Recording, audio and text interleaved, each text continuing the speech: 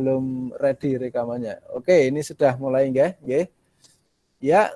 Assalamualaikum warahmatullahi wabarakatuh. Waalaikumsalam warahmatullahi wabarakatuh. Ya. Selamat pagi menjelang siang kepada putra-putri terbaikku di kelas 11 BDP 1. Kelas 11 BDP 1. Sampai jumpa lagi dengan saya, meskipun di pertemuan pertama kemarin sudah saya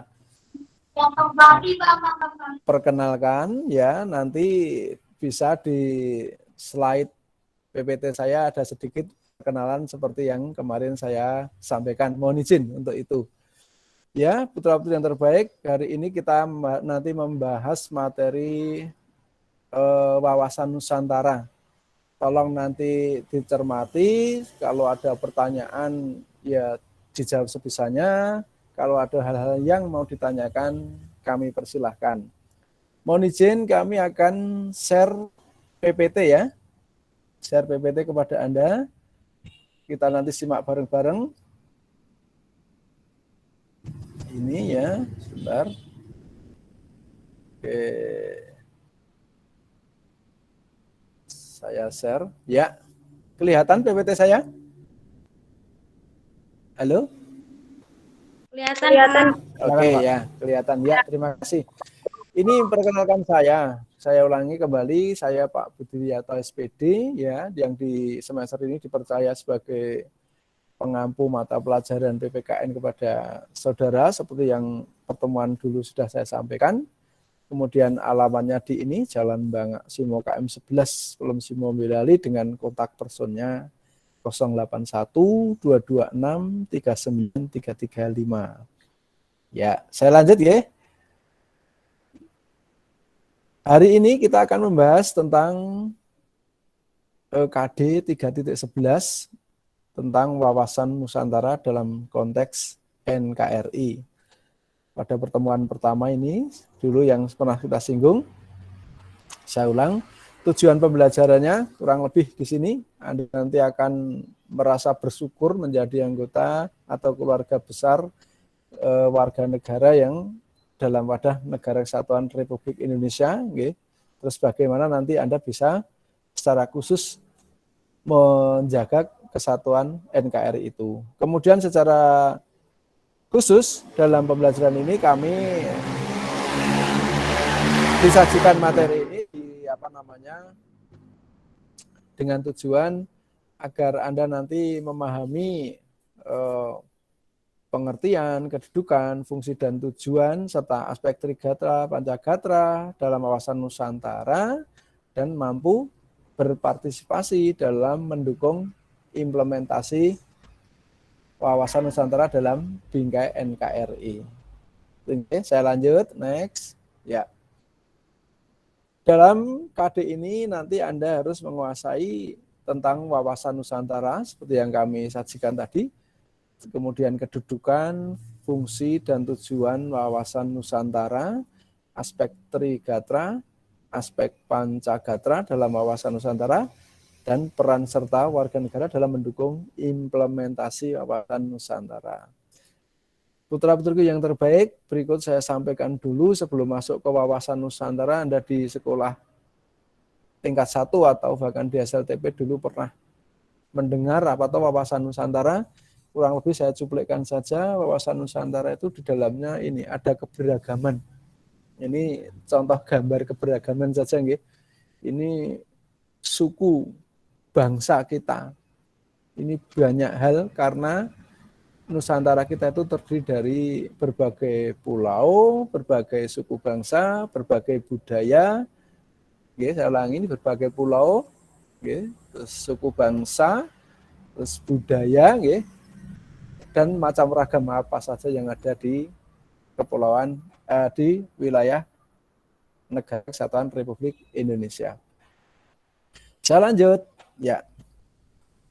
Kita masuk materi ya tentang wawasan Nusantara. Apa pengertian wawasan Nusantara? Para ahli itu mengemukakan pendapatnya, termasuk di sini salah satunya Profesor Wan Usman. Pandangan Profesor Wan Usman, wawasan Nusantara itu cara pandang bangsa Indonesia mengenai diri dan tanah airnya sebagai negara kepulauan dengan semua aspek yang beragam maksud saya. Ini menurut Profesor Wan Usman. Jadi bagaimana cara pandang negara Indonesia ini terhadap kepulauan yang ada beserta seluruh keberagaman aspek yang ada di wilayah Indonesia. Kemudian pengertian dari wawasan Nusantara oleh Lembaga Pertahanan Nasional itu disebutkan wawasan Nusantara itu cara pandang dan sikap bangsa Indonesia mengenai diri dan lingkungannya yang serba beragam dan bernilai strategis dengan mengutamakan persatuan dan kesatuan wilayah dalam penyelenggaraan kehidupan bermasyarakat, berbangsa, dan bernegara untuk mencapai tujuan nasional. Ini, mohon maaf ada suara-suara lain karena memang ini di tempat terbuka, tapi tidak apa-apa, demi segarnya suasana, jaga imun. Oke, saya lanjut. Dua pengertian. Kemudian hakikat wawasan Nusantara. Ini ada keutuhan cara pandang terhadap Nusantara. Terus sebagai konsep kehidupan bernegara. Oke. Kemudian hakikat wawasan Nusantara ini bisa diwujudkan dengan kepulauan sebagai satu kesatuan politik, ekonomi, sosial, budaya, pertahanan, keamanan. Jadi kepulauan Indonesia ini dijadikan hakikat wahana, hakikat wawasan Nusantara dalam bidang ini. Polexosbud Hankam, singkatnya, kalau kepanjangannya politik, sosial, ekonomi, kemudian pertahanan dan keamanan. Kemudian hakikat wawasan Nusantara bagi warga negara tadi disebutkan sikap perilaku warga negara yang harus mendukung terwujudnya wawasan Nusantara itu. Jadi diadakan wawasan Nusantara ini bagi warga negara, ya bagaimana cara warga negara itu bisa berperilaku mendukung yang berjiwa kepribadian menusantara tadi.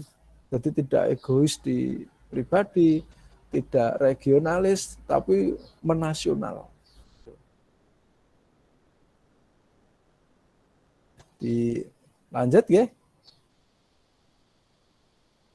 Kita lanjut masuk materi asas wawasan Nusantara. Di sini asas wawasan Nusantara jelas. Nusantara itu untuk kepentingan yang sama. Asas yang pertama. Kepentingan yang sama dimaksudkan apa? Bahwa seluruh wilayah kepulauan Indonesia beserta keragaman tadi, dari pengertian tadi, ini memang untuk kepentingan bersama, bukan untuk kelompok tertentu atau golongan tertentu. Bukan miliknya pejabat, bukan miliknya penguasa negara, bukan miliknya konglomerat, ya. Tapi itu, apalagi, mohon maaf, ini bukan miliknya bangsa lain, ini milik bangsa Indonesia. Milik bangsa Indonesia, bukan milik bangsa lain. Dalam benak Anda ini bertanya, kalau milik bangsa Indonesia, mengapa yang menikmati kok bangsa lain juga, Pak? Lah ini PR kita ke depan sebagai generasi penerus harus berpikir ke sana. Milik bangsa kita ya kita optimalkan pada bangsa kita, untuk bangsa kita. Yang kedua, asasnya adalah keadilan. Keadilan. Keadilan yang bagaimana toh? Ya keadilan untuk semua rakyat. Apa ukuran keadilan? Adanya melaksanakan kewajiban, adanya memperoleh hak. Jadi setiap warga negara di sini itu harus memperoleh keadilan dalam wawasan Nusantara itu. Di mana negara hubungannya dengan rakyatnya, negara berkewajiban melindungi rakyatnya. Negara berkewajiban mengayomi rakyatnya. Negara berkewajiban menghidupi rakyatnya. Bla bla bla bla. Negara ini bertanggung jawab untuk seluruh kesejahteraan rakyat seluruh Nusantara, bukan rakyat tertentu. Ini masuk kewajiban negara kepada rakyat. Kemudian kewajiban rakyat kepada negara apa? Ya patuh. Rakyat harus patuh kepada negara. Cara patuhnya ya gimana ya tadi? Melakukan hal-hal yang menusantara. Jadi kalau warga negara yang baik, ini atau sebagai rakyat yang baik, harus bisa mengimplementasikan perilaku sehari-hari itu untuk bernuansa Nusantara, bukan untuk pribadi. Yeah. Jadi apa yang saya lakukan, ini harus saya pertimbangkan untuk kepentingan masyarakat banyak Nusantara, bukan untuk saya pribadi. Ini begitu yang Nusantara. Kemudian setelah kewajiban-kewajiban itu dilaksanakan baik negara kepada rakyat atau kewajiban rakyat kepada negara, ini semua memperoleh hak. Nah, sekarang haknya apa atau rakyat dari negara tadi? Yaitu mungkin memperoleh pendidikan saat Anda sekarang jadi siswa menjadi hak. Mendapatkan kesejahteraan, mendapatkan pekerjaan itu menjadi tugasnya negara memberi pekerjaan kepada rakyat. Melindungi dari bahaya, contohnya ini COVID, bahaya COVID ya. Rakyat harus dilindungi oleh negara. Ini negara sudah konsekuensinya sudah ada mengambil langkah besar gitu. Dengan adanya vaksinasi, kemudian gencar-gencar ini ada PPKM, ini juga bentuk kewajiban negara kepada rakyatnya untuk melindungi rakyatnya. Nah, haknya rakyat sudah disampaikan, kita sekarang ya berpikir nasional. Jangan takut disuntik vaksin misalnya, sakit Pak katanya. Tidak. Vaksin oleh negara diadakan karena sayangnya atau karena kewajibannya negara pada rakyatnya yang berharap secara nasional Nusantara rakyat Indonesia itu sehat. Nah, ini contoh kecil. Maka hak negara juga dari rakyatnya manuto. Tidak usah banyak M ya, M3, M5, saiki M1 ini bahasanya Pak Budi. Apa? Manuto sebagai warga negara diatur oleh negara, manut sebagai siswa diatur oleh Pak Guru, wali kelas atau sekolah, ya manut kan itu saja. Ikuti saja. Ini nanti semuanya akan baik. Kalau Anda sudah bisa menerapkan itu berarti implementasi kehidupan Anda dalam mewujudkan hak kewajiban Anda sudah bersifat menasional. Kemudian yang berikutnya, yang ketiga adalah kejujuran. Apa kejujuran itu? Berani berpikir, berkata, bertindak sesuai realita. Kenyataan saja, tidak usah neko-neko. Kita jujur udah apa adanya. Kenapa nggak mau divaksin? Wah, takut Pak. Takut sakit Pak. Atau di sana ada berita yang kok Pak, setelah divaksin malah sakit. Enggak gitu. Kita jujur saja. Pak, saya siap karena saya bisa berpikir dengan divaksin saya sehat. Maka saya berani untuk melakukan vaksin. Jujur Pak, terima kasih. Nah, itu okay. Kemudian jujur bisa melindungi bahaya orang lain dari kita, maka dianjurkan dalam pergaulan kita pakai masker. Itu banyak didengar atau dilihat. Maskermu melindungi diriku, maskerku melindungi dirimu kan. Ini pentingnya kesadaran di sana, pentingnya kejujuran di sana. Nah, bentuk dari masker tadi ini masuk pada asas yang berikutnya adalah solidaritas. Solidaritas adalah setia kawan, bersedia memberi, dan berkorban untuk orang lain. Mengesampingkan ciri dan budaya masing-masing ini biar tidak egois. Jadi solidaritas itu intinya kita itu peduli, tadi yang saya sebut di atas, menasionalkan diri perilakunya, menusantara. Jadi jangan hanya meminta saja, sekecil apapun kalau bisa itu lebih baik memberi kan begitu. Sebab nanti kalau suka meminta, suka berharap nantinya malah jadi kikir akan bahaya itu. Sifat kikir akan bahaya. Tidak akan pernah kaya sebenarnya, orang yang kikir itu tidak akan pernah kaya. Justru kekayaan itu yang kita bagi-bagikan pada banyak orang itu. Karena itu yang bermanfaat. Mohon maaf kalau bagi kita yang muslim, harta kita itu sesungguhnya ya nek terhitung ya yang kita salurkan ke ibadah itu. Misalnya sekarang kita punya 100.000. Sementara Anda misalnya habis sholat di satu tempat peribadatan menginfakkan uang 5.000. Hartamu itu sebenarnya ya 5.000 itu berarti. Yang 95.000 itu hanya urusan dunia, itu tidak akan ada artinya apa-apa kalau tidak dimanfaatkan untuk penyaluran ibadah dengan berbagai modelnya. Atau tempat penyaluran ibadah itu kan banyak, tidak harus di ritual peribadahan saja, bisa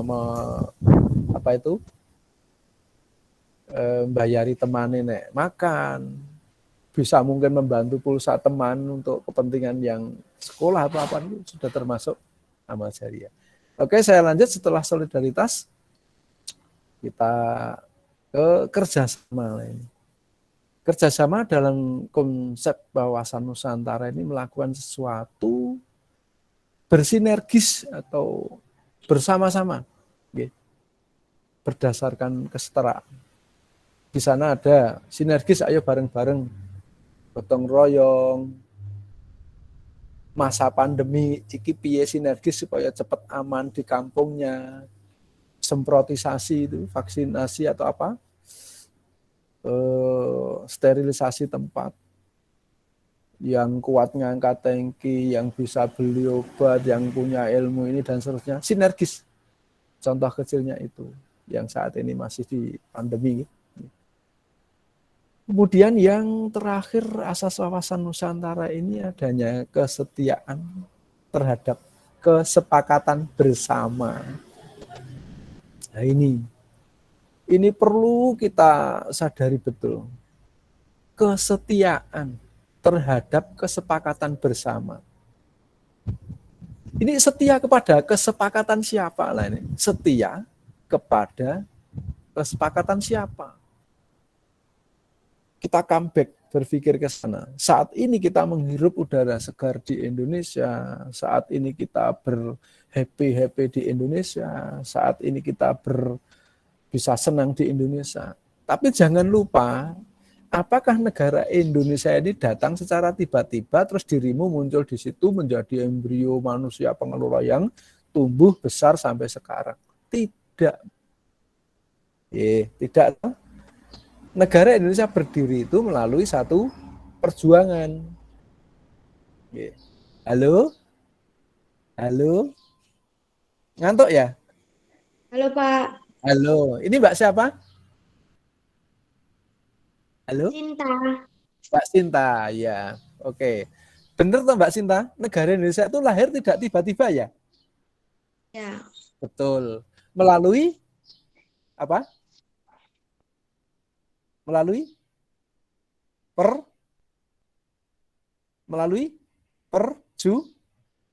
Perjuangan.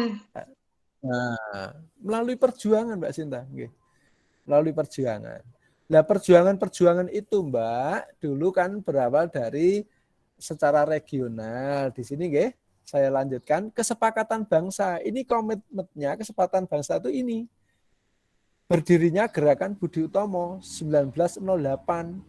Itu awal pergerakan yang sifatnya nasional.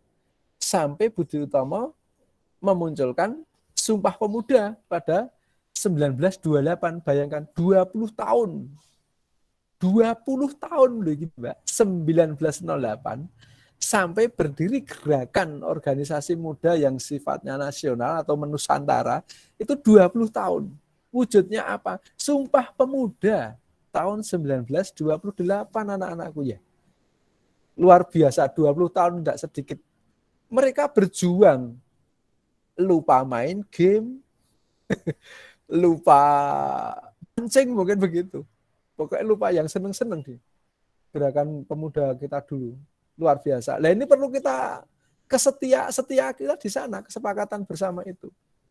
Budi Utomo, Sumpah Pemuda yang sampai titik kulminasinya itu sampai diproklamasikan negara Indonesia tanggal 17 Agustus tahun 1945. Berapa tahun kemudian itu coba? 45 diambil 28. Berapa itu? Kurang lebih 23 ya? 23 tahun. Baru merdeka. Berdiri Indonesia yang kita tempati singgahi ini. Luar biasa perjuangan beliau. Maka kita sebagai generasi penerus harus setia terhadap kesepakatan para pendiri bangsa itu. Apa kesepakatan finalnya? Yaitu NKRI, Negara Kesatuan Republik Indonesia. Oke, ini saya masukkan yang baru bergabung dulu ya. Maaf dulu. Kembali ke sana dulu, nanti kasihan ini. 12 yang belum saya masukkan. Nah. Mana ini? Oke, stop. Ya. Ya, saya lanjut dulu ya. Oke. Ya. Lanjut materi berikutnya yang sampai ke ini. Ya. Yang keempat tentang konsep wawasan Nusantara. Konsepnya apa? Wawasan Nusantara itu keseluruhan wilayah ini akan menjadi wadah kehidupan bangsa dan negara. Keseluruhan wilayah nggih. Ini konsepnya dari Sabang sampai Merauke berserta isinya, alam seisinya. Yang ada di darat, yang ada di laut dan yang wilayah udara untuk pemanfaatannya itu ini sifatnya menyeluruh di wilayah Indonesia. Jadi pemerintah mengurus ya berarti mengurus darat, laut, udara. Gitu. Rakyatnya hidup, penghidupan di sana ya darat, laut, udara. Pokoknya intinya secara menyeluruh keseluruhan wilayah Indonesia itu konsep wawasan Nusantara. Bukan hanya di Pulau Jawa, bukan hanya di Pulau Sumatera dan seterusnya. Kemudian isi dari wawasan Nusantara merupakan realisasi didirikannya NKRI seperti yang saya sebutkan tadi. Perjuangan awal dari para pejuang kita yang sifatnya organisasi regional, terus kemudian membentuk organisasi bersifat nasional, Sumpah Pemuda tadi, sampai proklamasi. Nah ini, wujudnya lahir NKRI, jadi isinya wawasan Nusantara merupakan realisasi didirikannya negara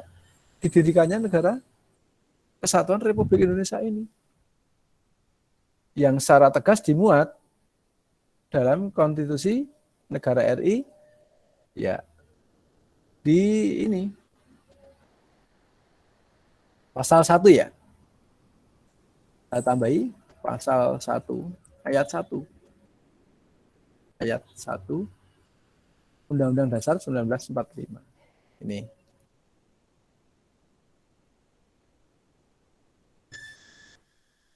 Dan setelah konstitusi itu diimplementasikan dengan atau di-breakdown dengan peraturan-peraturan pelaksanaan yang berlaku. Itu isinya.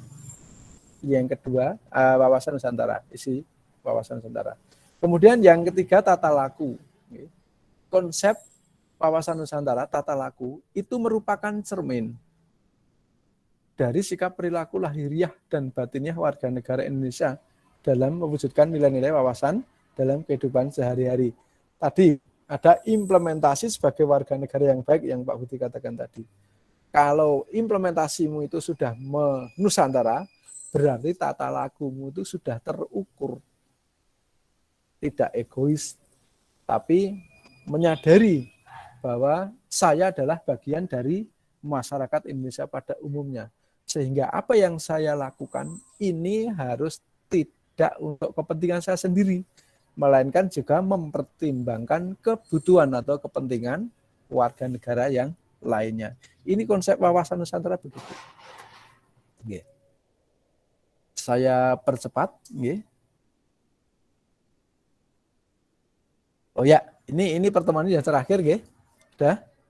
Nanti kalau ada pertanyaan silahkan ditanyakan.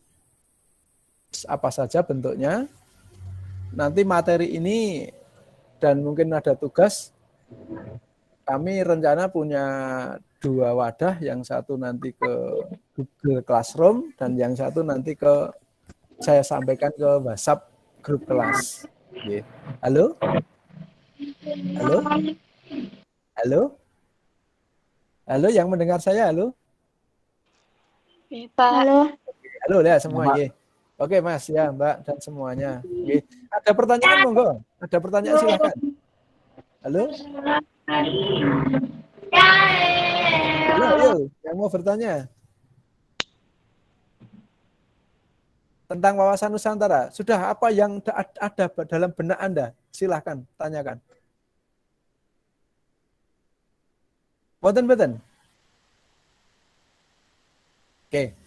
Kalau begitu nggih, sebelum saya akhiri, saya tegaskan bahwa mempelajari wawasan Nusantara ini intinya kita itu harus memandang Indonesia itu secara keseluruhan atau utuh sebagai negara NKRI, negara kesatuan, nggih, dari Sabang sampai Merauke, baik itu pulaunya,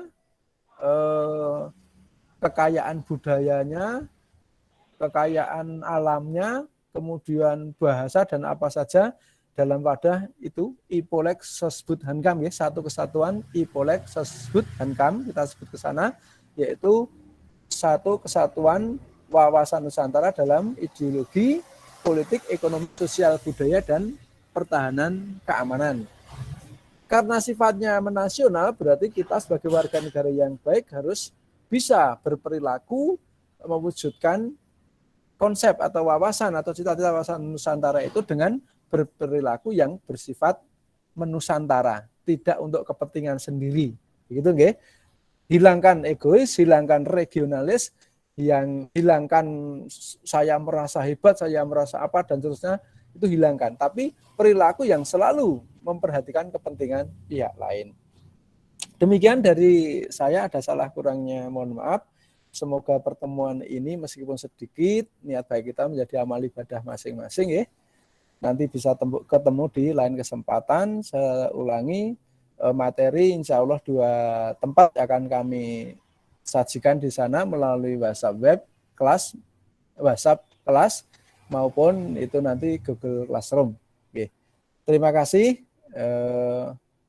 Kita kembali dulu ke materi ini, selesaikan.